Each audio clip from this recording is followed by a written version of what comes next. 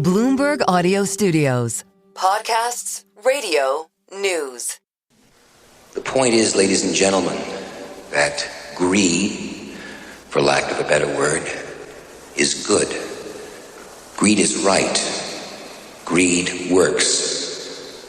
Greed clarifies, cuts through, and captures the essence of the evolutionary spirit. Greed in all of its forms. Greed for life, for money, for love, knowledge, has marked the upward surge of mankind, and greed... For the love of money is the root of all evil. Greed was long seen as a vice, as selfish, as a waste of our time. It undercuts both our happiness and our life satisfaction. Yet today, the pursuit of money seems to be everywhere. It's a driving factor in all of our lives. How did the love of money go from a vice to a virtue? I'm Barry Ritholtz, and on today's edition of At the Money, we're going to discuss how greed became good. To help us unpack all of this and what it means for you, let's bring in Paul Vigna of the Wall Street Journal. He's published numerous books on money and cryptocurrencies. His latest book is The Almightier: How Money Became God, Greed Became Virtue, and Debt Became a Sin. It's out by the time you're hearing this. So, Paul, when did greed become good, and how did this happen? So I think people think that greed became good, that idea sort of came about in the 80s. And you have the Wall Street clip, Gordon Gekko, greed, for lack of a better word, is good. And the 80s were the greed decade. And a lot of people will say, you had the election of Reagan, the conservatives, it all changed in the 80s. And we've been living in that world. And I grew up in the 80s. You did too, Barry. I was a teenager in the 80s, and I had absorbed a lot of those beliefs and those ideas also. But what I've discovered is that you actually can trace that idea further back, much further back. I'm not talking about the robber barons in the Gilded Age in the 1890s where you can find it. I'm not talking about the Mississippi bubble in the 1700s where you can find it. You can trace that idea back specifically almost to the year, at least to the decade, to the 1420s. And there was a Florentine writer named Poggio Bracciolini, and he wrote a dialogue. And the dialogue contains, among the many, many things in the dialogue, it contains this sentence. I'll just say the sentence. He says, "Avarice sometimes is beneficial." It is almost word for word what Gekko says in Wall Street. Gekko says greed, for lack of a better word, is good. Avarice sometimes is beneficial.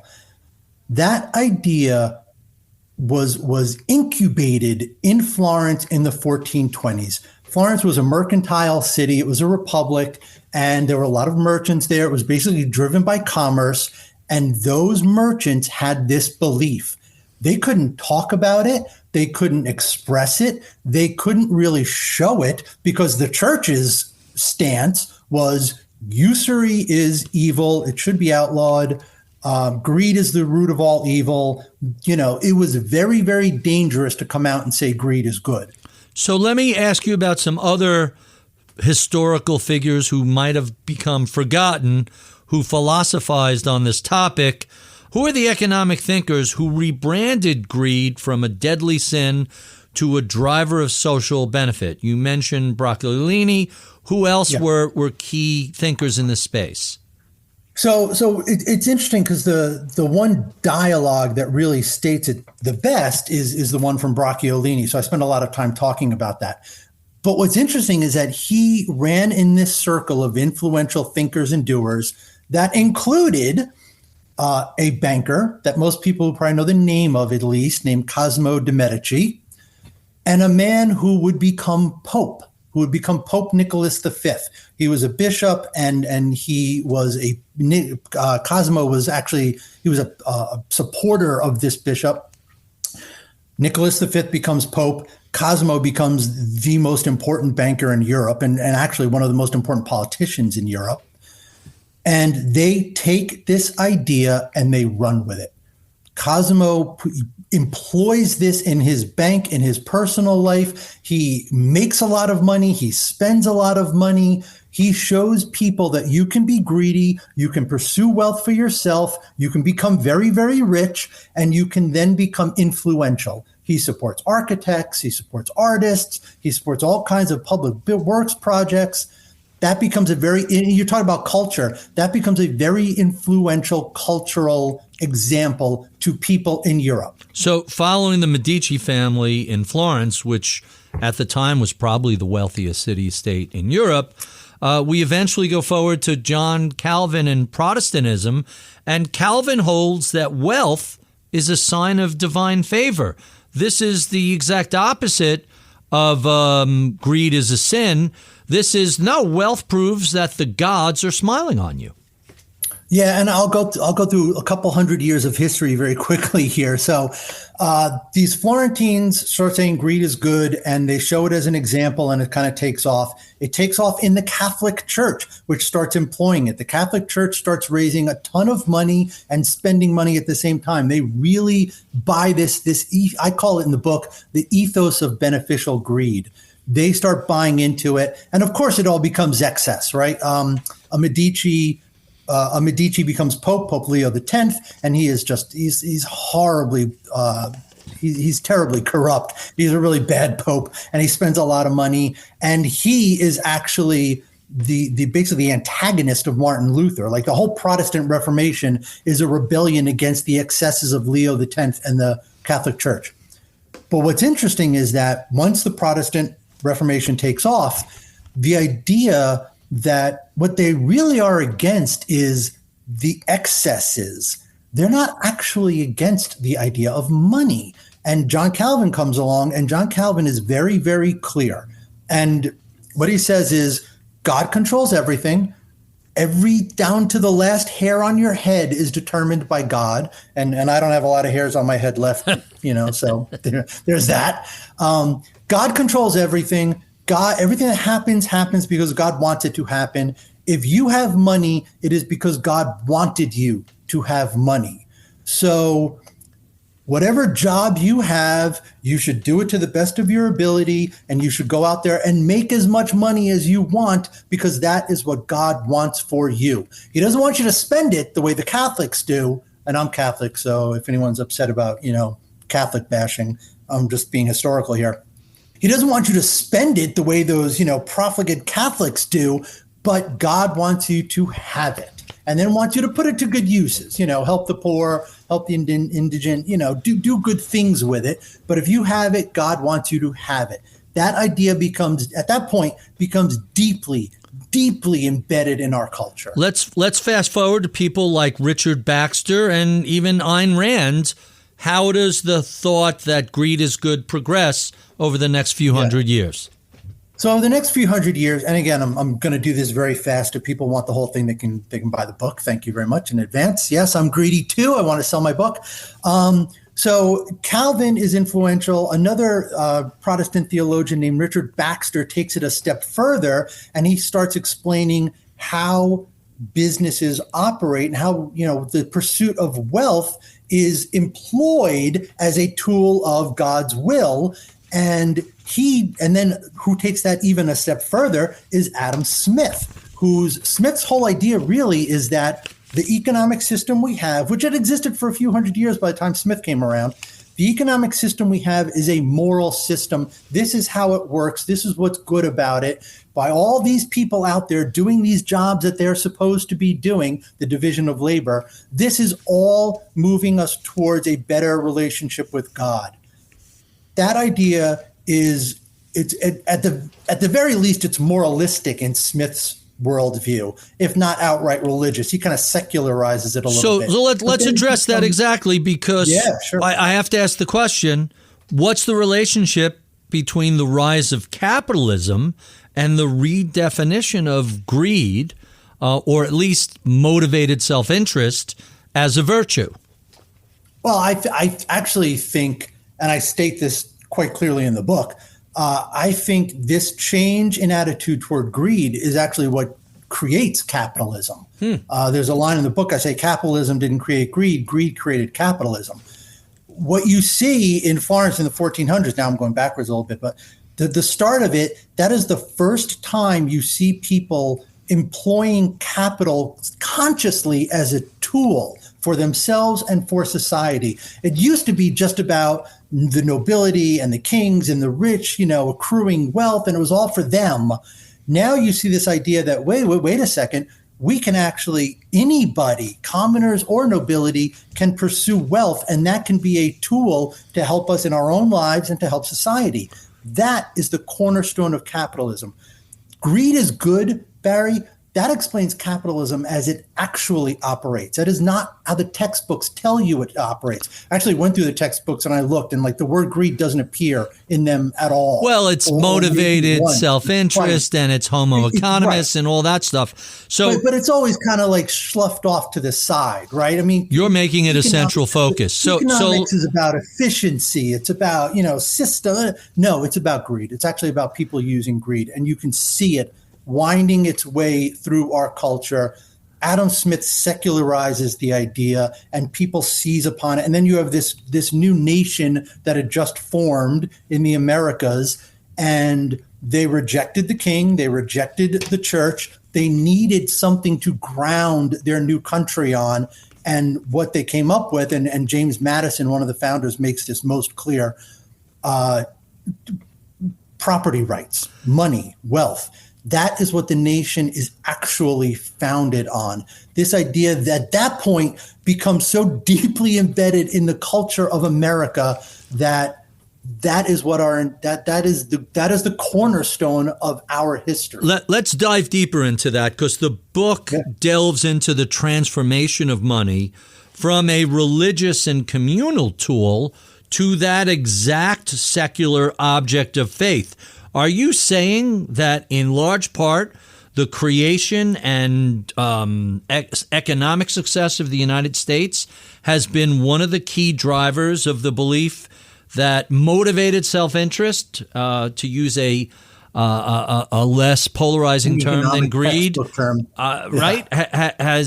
Is that what led us to a couple of quotes from your book? Banks are churches of money. And the other quote that stood out, money isn't like a religion, money is a religion. So has money secularized greed, or has money just kind of moved into religion's sphere and said, hey, we want part of this faith-based idea also? I think it's done both, really. It has, and this is really the argument of the book, is that it has replaced religion as the incentive system around which a society revolves. In other words, I said earlier, 5,000 years ago, society revolved around the temple, and it revolved around the idea of pleasing the gods. That belief system faded. You can't, in the modern world, have a belief. I know there are plenty of people out there that believe in religion, and I'm not trying to attack their belief systems. But you can't have a modern society built around that. At least the United States is a modern society that is not built around that. That can't be the foundation. It in fact is not the foundation. And the history of Europe shows this. Over time, the authority of kings, which came from the church, was whittled away, and through wars and civil wars, and it all faded. Religion was replaced by this other belief system, and that other belief system is centered around money and the pursuit of wealth. Let's talk about that. Drives us today. Let's talk about that. We've been talking about the pursuit of money and assets and power and influence and all those things that go with it. What we haven't been talking about is debt. So let's talk a little bit about the ancient societal views of debt and how that has transformed in the modern world, where debt is a useful tool, but it also comes with some ethical and moral baggage. Tell us about how debt has evolved over the past, 5,000 years? Sure. Part of, so debt, money, credit, all these things are they are tools. They are ways to help distribute resources. And after money was invented, what you see is people realize you can use that as collateral for loans, for lack of a better word. They realize you can use that if you have a certain amount of money, which back then really wasn't, don't think of it as paper money, it was really more possessions. The money was just a notation on a, clay ledger, tablet somewhere. But that, you could use your wealth as collateral for loans. You could borrow against it. And then they realized something even more impressive was that you could collect interest on that, and that if you had that loan going over time, the interest would collect interest on the interest. You could collect interest on the interest, compounded interest, which is, all of modern finance is based on that idea. That was incredibly attractive in the ancient world. And you then have loans and you have networks of lenders. And because everyone understood that the money was coming out of the temple, that basically the money was something owed to the gods, your debts were to the gods. So there was a very strong moral component to debt from the very beginning. If you're not paying your debt, you're basically thumbing your nose at the gods. And the creditors could come in and basically do whatever they want. They can take your land. They can sell you into indentured servitude. They own you. Like, not paying your debts was a really deep sin. And yet we would have these demands on a regular basis for a debt jubilee, erasing the ledger, rebooting the financial system. Whatever happened to the concept of, I think in some systems it was every 14 years, 11 years, some 50 years. Tell us about the history of the debt jubilee. And we kind of saw a debt jubilee in 08, 09, didn't we? In a way. Yeah, in a way.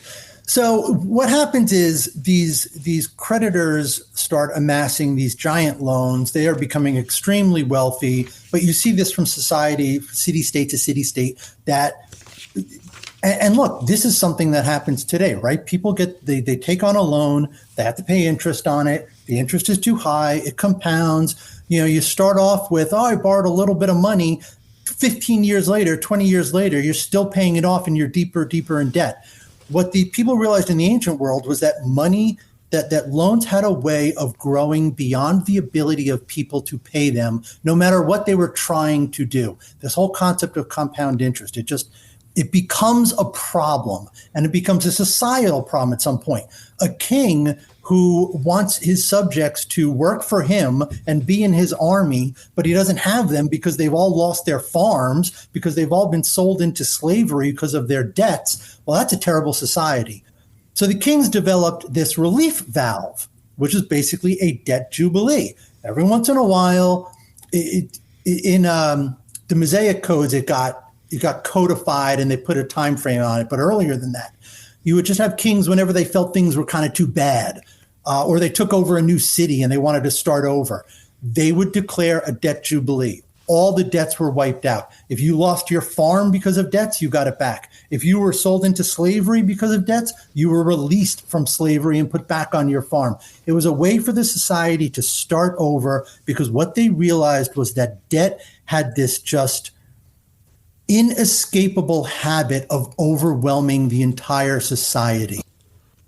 So we've seen the rise of capitalism, and while globally it's raised millions of people, arguably billions of people, out of poverty and raised standards of living worldwide, at the same time, we've never seen greater wealth inequality, greater income inequality, not just here in the United States, but around the world. How do we explain the virtues and vices of global capitalism? How do we explain the virtues and vices of global capitalism, where on one hand, it's raising all these people out of poverty, yet on the other hand, it seems to be creating this yawning chasm between, it used to be the haves and the have-nots, now it's the haves and the haves a lot more. Yeah. So I think two things, and I'll try to get to them quickly. I think one, and it was a really important thing that I state in the book, I'm not writing this book as some kind of attack on money and capitalism and greed. I'm trying to explain a system that we are all part of. This book is not just to say Bernie Madoff was bad, Ivan Boesky was bad, Gordon Gekko's a villain. Those, the robber baron, Cornelius Vanderbilt, they're bad, they're terrible. Money shouldn't exist. No, I'm not trying to do that. I'm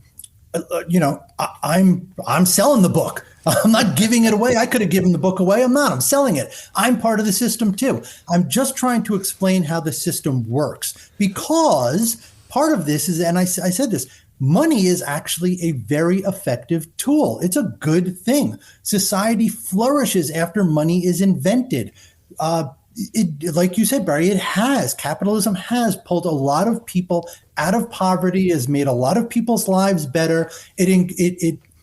It stimulates people to go out there and do things and create things and build things. Those are all good things. This book is not anti-capitalist. It is, what it does argue is that the problem is that we have mythologized money and we have come to worship it as a replacement for God. And that God worship of money has created all the imbalances that we have in society today and that you see in society today, and that people on both sides of the system recognize. I mean, you can hear that exact argument from people who are on the right and from people who are on the left. Everybody, I think, recognizes that there is a problem today. Most people, though, don't understand what the system is, so they don't understand how to combat it correctly. And that's why you get a lot of social programs that seem to go nowhere. That's why you get this seeming inescapable growth of inequality, because we don't understand the system. The other thing I'll say is, another part of the problem, I think, is that when capitalism was created, especially, certainly in the 1400s and even in the 18th century, the conditions in which it was created were completely different from the conditions in which we live in today. Resource scarcity was a real issue back then. Certainly going back through time, it was even worse. Most societies were one great catastrophe away from being destroyed and wiped out forever. They were going to disappear. In the last 100 years, definitely in the last 100 years, technology has changed our means. We can grow enough food, we could build enough housing, we could provide enough education, healthcare, electricity. We have the means and the capability of providing the basics that every single person in the world needs to have just a decent life. Our economics was not built with that in mind. And I think our economics has not kept up with changes and doesn't recognize that. And I think that is another big problem. Our conditions have changed, but capitalism has not changed enough to meet those conditions. And I think that is causing a lot of the frictions that are going on in the world today. And my hope also in writing this book was to make that clear. So to wrap up, how did greed become a virtue? Well, motivated self-interest has allowed us to lift billions of people out of poverty. Capitalism has shifted the dominant thesis of just living in the world from one of scarcity to one of abundance. And we've managed to take what was once perceived as a vice and turn it into a virtue by building an entire economic system around rewarding success, rewarding the appropriate allocation of resources by companies, by governments, and by people. I'm Barry Ritholtz. You're listening to Bloomberg's At the Money.